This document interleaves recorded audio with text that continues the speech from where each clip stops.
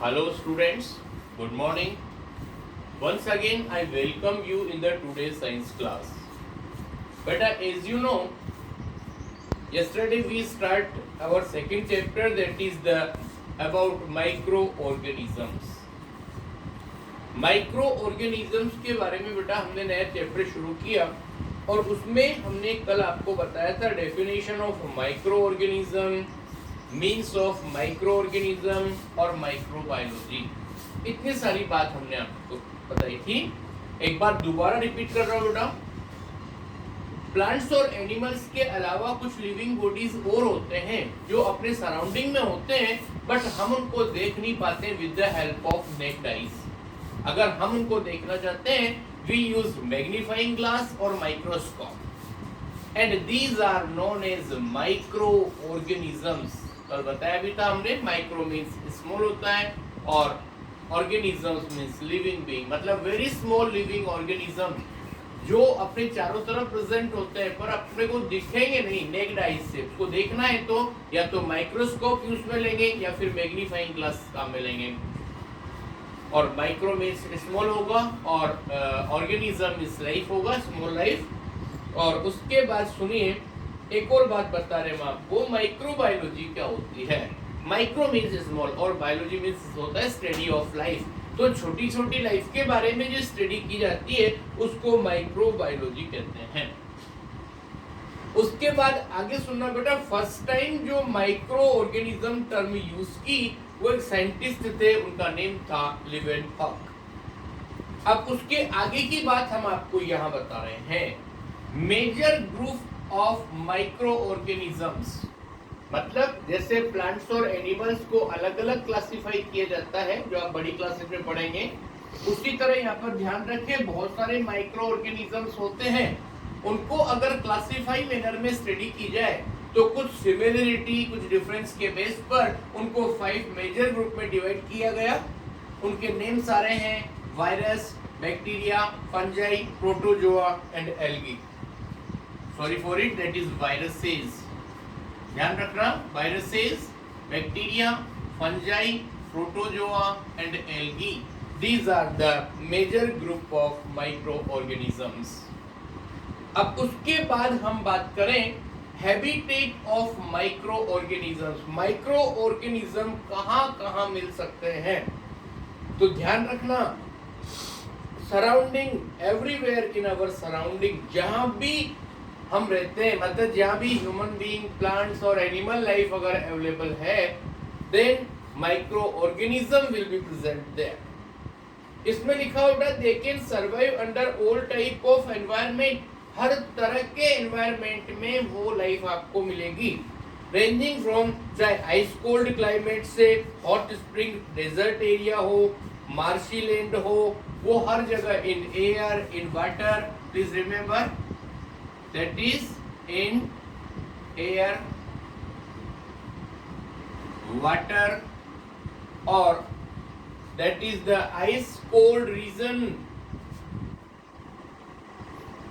that is ice cold climate to hot spring or desert region, hot spring and desert region। कितनी बात समझ में आ गई, मतलब इन सब जगहों पर। और एक और बात बता दें हम आपको, जितने भी ऑर्गेनिजम्स होते हैं प्लांट्स और एनिमल्स वगैरह, वो सब भी इनके कैरियर्स होते हैं, मतलब इनके साथ में भी माइक्रोब्स, जर्म्स काम में आते हैं। इसके बाद सुनना, inside the human body, inside the human body, लेकिन ध्यान रखना अपनी बॉडी के अंदर जितने भी लिविंग बीइंग्स होते हैं माइक्रो ऑर्गेनिजम्स, वो सब क्या करते हैं, यूजफुल होते हैं, हमें कोई हार्मफुल इफेक्ट नहीं देते हैं। That means we are lucky. एक बात और सुनना, ये जो ऑर्गेनिजम्स होते हैं ये आपको सिंगल भी मिल सकते हैं या फिर ग्रुप, जिसको हम कॉलोनी बोलते हैं साइंस की लैंग्वेज में, तो उसको भी बोलते हैं सिंगल या फिर ग्रुप में मिलेंगे और ग्रुप को कॉलोनीज बोला जाता है।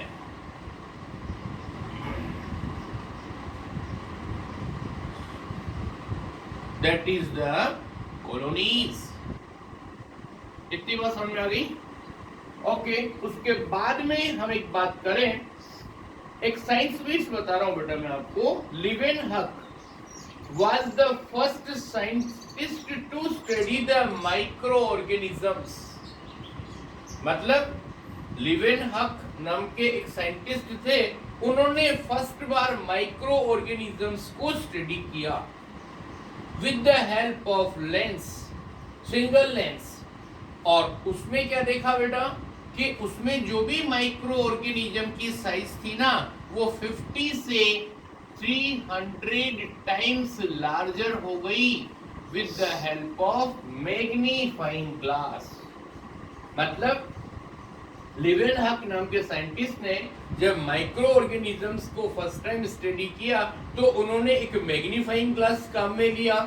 उसमें जो भी माइक्रोब्स उन्होंने देखे वो 50 टाइम्स से लेकर 300 टाइम्स तक लार्जर दिखाई दिए उनको। इतनी बात समझ में आ गई? उसके बाद आगे सुनना, हम first group of the micro organism के बारे में बात कर रहे हैं, that is about the viruses.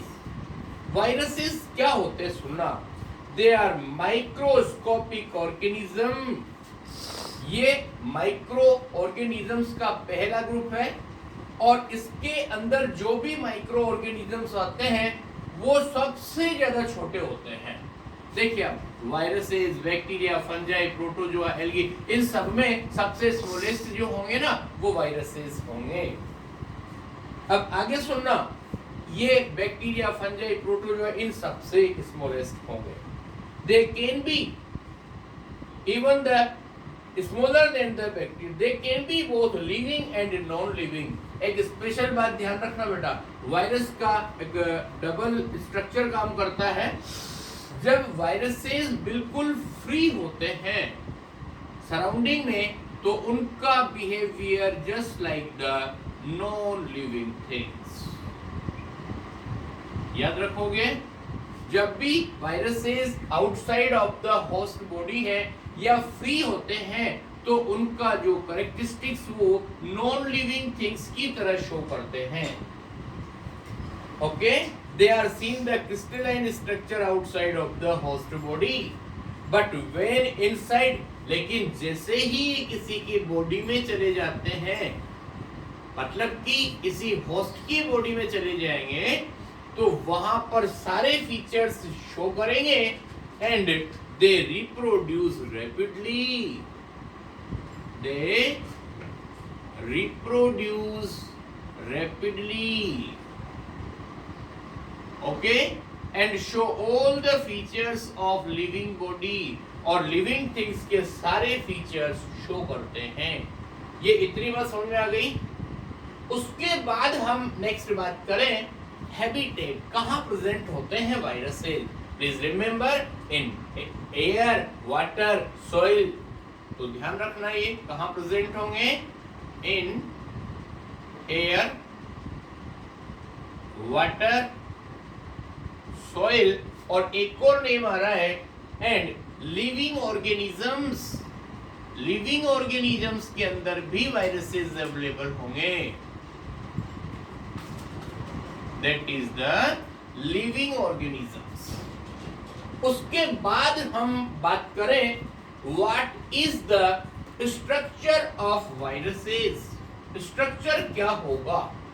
Please remember, the viral body consists of a nuclear core having DNA or RNA that is surrounding by a protein coat known as capsid।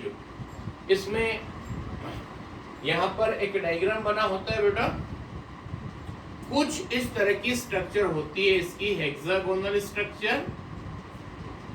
इसमें ये इस तरह की हेक्सागोनल स्ट्रक्चर भी कहीं virus की देखने को मिलती है और उसके अंदर ये सारी स्ट्रक्चर होगी आपने कभी नाम सुना हो तो अपने सेल के न्यूक्लियस के अंदर बेटा डीएनए या आरएनए में से एक न्यूक्लिक एसिड होता है, तो उसमें यहाँ पर या तो डीएनए अवेलेबल होगा या फिर RNA ribo nucleic acid, DNA deoxyribo nucleic acid और RNA means ribo nucleic acid. इसके बाद आपको क्या मिलेगा, that is the protein coat. यहाँ पर इसका नेम देंगे हम प्रोटीन कॉर्ड, प्रोटीन कॉर्ड। ये स्ट्रक्चर होता है वायरसेस का।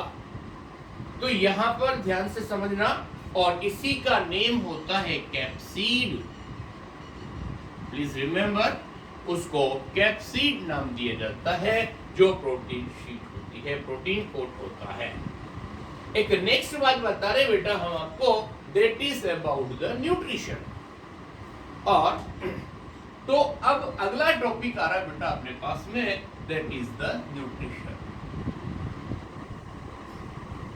अपना फूड किस तरह से लेता है कौन, वायरस, इसके बारे में हम बात कर रहे हैं। They derived their nutrition from the host cell. Please remember, मतलब कि एज ए पैरासाइट हुआ, ये हेट्रोट्रॉफिक होगा। सुनिए, हेट्रोट्रॉफिक, हेट्रोट्रॉफिक मतलब क्या हुआ, depend on other for food, और दूसरों के ऊपर डिपेंड होने में अपन ने दो बातें बताई थी। फर्स्ट नंबर था आपका पास पैरासाइट, और तो पैरासाइट की फॉर्म में ये जिससे फूड लेगा वो होस्ट होगा, और जिससे ये फूड ले रहा है तो ये पैरासाइट हो जाएगा। मतलब पैरासाइट की फॉर्म में फूड लेगा फ्रॉम द होस्ट सेल। और एक और बात ध्यान रखना, it always give the harmful effect to the host. ये होस्ट को हमेशा हार्मफुल इफेक्ट देने का ही काम करता है। उसके बाद हम कल बात करेंगे बेटा, सॉरी नेक्स्ट टाइमिंग बात करेंगे about the harmful effect of the viruses. But उसमें कुछ नेम्स बता रहा हूं मैं आपको, कुछ डिजीज इन ह्यूमन बींग्स कौन कौन सी होती है, ध्यान से देखना। That is the disease common cold और इन्फ्लुएंजा, पोलियो, मीजल्स, एड्स, ये ह्यूमन बींग में होने वाली डिजीज होती हैं। Please remember them. Harmful effect of viruses में पहले हम बता रहे हैं कि ह्यूमन बीइंग में कौन कौन सी डिजीज होती हैं, तो ध्यान रखना, common cold, influenza, polio, measles, AIDS, ये सारी डिजीज बैक्टीरिया सॉरी वायरस की वजह से ह्यूमन बीइंग में होती है। प्लांट्स में कौन कौन सी डिजीज होती है, ध्यान रखना, टोबैको मोज़ेक, मेज draft mosaic, these are the some disease that develop in plant due to viruses। और उसके बाद सुनो बेटा, एक एनिमल्स की बॉडी के अंदर होता है foot and mouth disease of cattles. Cattles के अंदर फुट एंड माउथ डिजीज होती है बेटा।